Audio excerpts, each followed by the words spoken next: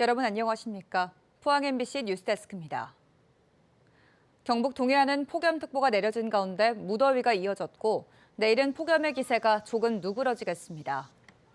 오늘 낮 최고 기온은 포항 33.7도, 경주 36.7도, 영덕 34.4도, 울진 32.7도를 기록했고 내일 아침 최저 기온은 23도에서 25도, 낮 최고 기온은 울진 27도, 포항 영덕 30도, 경주 33도로 예상됩니다.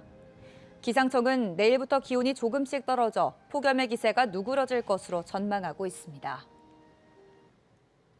어제 오후 3시 반쯤 폭염특보가 발효 중인 경북 영덕군 달산면 팔각산에서 등산객인 40대 남성이 탈진으로 숨졌습니다. 일행이 산을 내려오던 중 탈진 증상을 보인다는 신고를 받고 출동한 소방당국은 헬기를 동원해 2시간 30여 분 만에 남성을 병원으로 옮겼지만 끝내 숨졌습니다. 소방당국과 경찰은 남성이 열탈진으로 숨진 것으로 보고 자세한 사고 경위를 조사하고 있습니다. 전국민 소비 쿠폰 지급을 포함한 30조 원이 넘는 규모의 추가 경정 예산안이 국회 본회의를 통과했습니다. 이재명 정부의 첫 추경에서 대구 경북 사업 예산이 깎이고 상대적으로 호남 사업은 크게 늘었다는 불만이 제기됐는데요. 대구시와 경상북도가 예산을 확보하려는 노력을 하지 않았기 때문이란 지적이 나오고 있습니다. 보도에 권윤수 기자입니다. 이재명 정부 출범 후 시행된 첫 추가 경정 예산 심사에서 포항 영일만대교 건설비 1,821억 원은 전액 삭감됐습니다.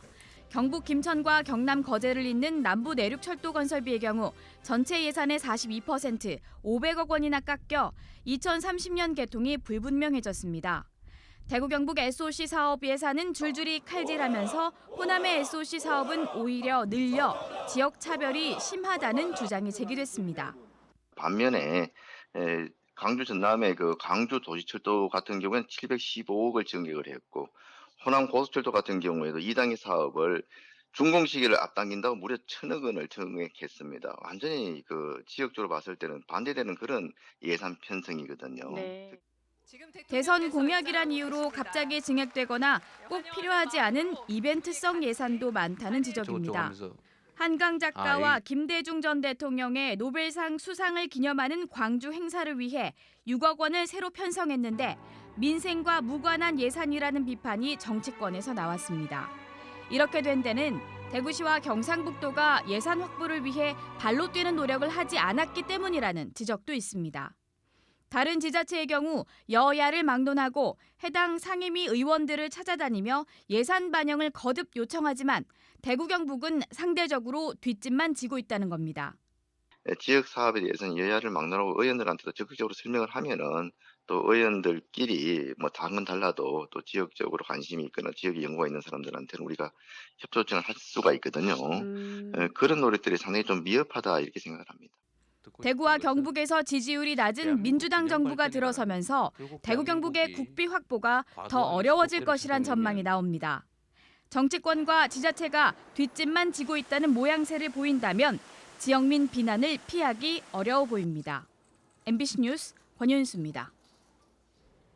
포항지진 범시민대책본부는 오늘 포항시청에서 기자회견을 열고 포항지진 손배소송 항소심에서 정부의 책임 입증에 대해 다시 다툴 수 있게 됐다고 밝혔습니다.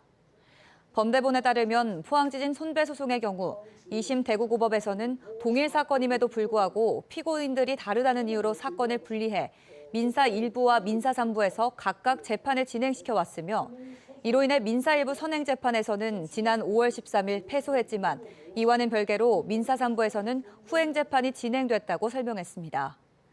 범대본은 지난 2일 열린 후행재판 4차 변론에서 재판부가 정부의 귀책에 대한 추가 증거 수집과 변론을 허락한 만큼 대법원들의 대법관들이 이를 참고할 수 있게 됐다고 덧붙였습니다. 민주당은 오늘 최고위원회를 열고 현재 공석인 경북도당 위원장 직무대행에 임미애 의원을 지명했습니다. 의성군 의원과 경북도 의원을 거쳐 지난해 비례대표로 국회에 입성한 임 의원은 현재 대구 경북의 유일한 민주당 국회의원으로 활동 중입니다. 앞서 지난해 경북도당 위원장에 올랐던 이영수 전 위원장은 지난 대선에서 경북 선대위 총괄 선대위원장을 거쳐 지난달 대통령실 농림축산비서관에 임명되면서 관리에 따라 탈당한 상태입니다. 전국에는 정부와 지자체가 조성해놓은 걷기 길이 꼽을 수 없을 만큼 많습니다. 그중에서도 서해 태안에서 동해 울진까지 국토 허리를 이어주는 849km 동서 트레일이 백미로 꼽히는데요. 내년 말 완공을 목표로 막바지 조성이 한창인데 산림청의 허가로 미리 완주하며 앞으로 운영에 대한 조언을 아끼지 않은 청년이 있습니다.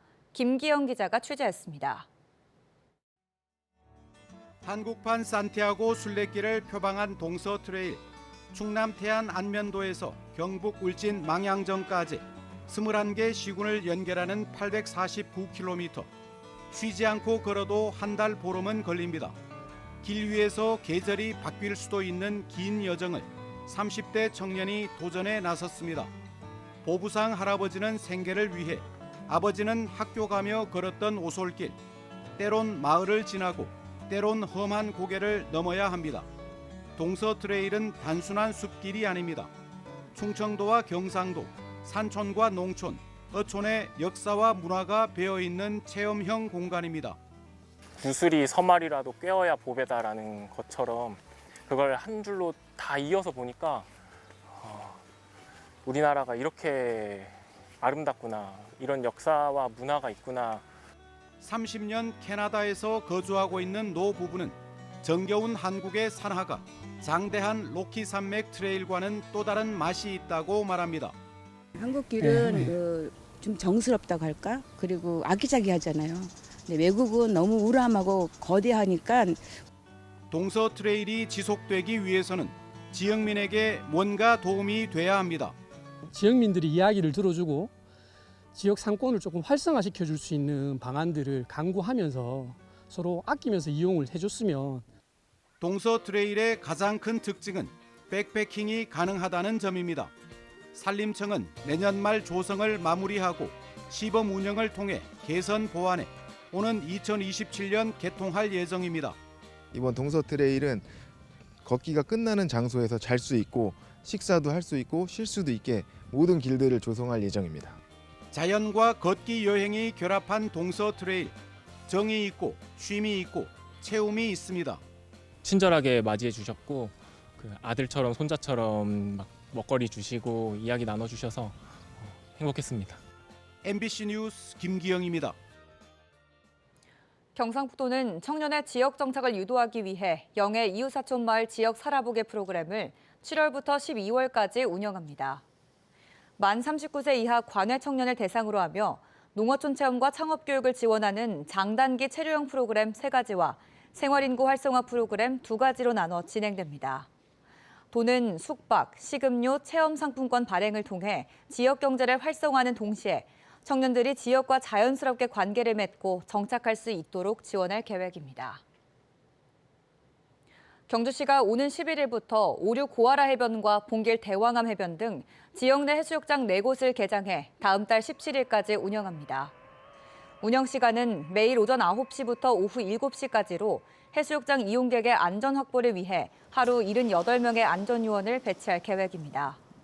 개장 하루 전인 오는 10일에는 나정해수욕장에서 해양구조협회 주관의 합동구조 시범훈련을 실시할 예정입니다. 새마을금고에서 또 횡령 사고가 발생했습니다. 직원이 고객의 예탁금을 담보로 허위 대출을 받아 돈을 빼돌린 것으로 드러났는데요. 새마을금고의 자금 관리에 심각한 허점이 드러나고 있습니다. 변예주 기자의 보도입니다. 대구 북구의 한 새마을금고입니다. 차장급 직원 한 명이 고객의 예탁금을 담보로 허위 대출을 받아 1,000여만 원을 챙겼습니다. 직원은 대출 신청서 등을 위조해 대출금을 가로챈 걸로 알려졌습니다. 지난달 24일 이 금고 내부 통제 책임자들에게 적발됐습니다. 자세한 내용은 자꾸 묻지 마시고 이게 안 되시면 큰거 고객분들의 손이 있잖아요. 그제? 횡령한 돈은 해당 직원이 변제한 걸로 전해지고 있습니다. 앞서 지난달에는 대구 서구의 한 새마을금고에서 30대 직원이 금고에 보관하던 현금 다발을 가짜 돈으로 바꿔치기 했다가 최근 대구 MBC 보도 이후 경찰에 자수했습니다.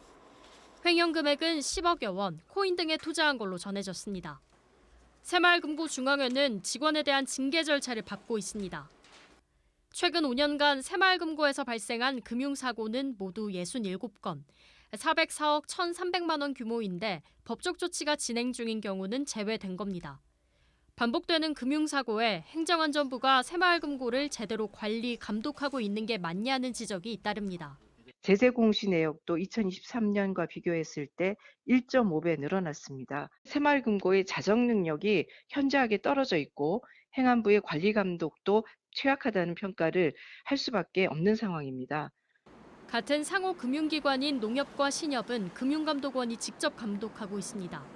감독권을 금융당국으로 이관해야 한다는 내용이 담긴 관련 법안들은 국회 상임위원회 심사 단계에 머물러 있습니다. MBC 뉴스 변혜주입니다. 영덕군은 지난 3월 경북 산불로 피해를 본 관내 기업과 소상공인들에게 고용 유지금을 지원합니다.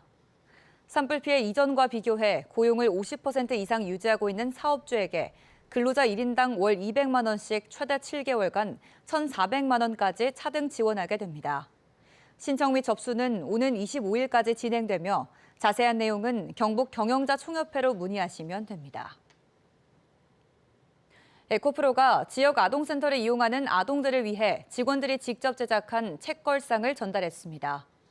회사 임직원 20여 명은 화학약품을 사용하지 않는 친환경 방식으로 책걸상을 직접 만들어 전달했습니다.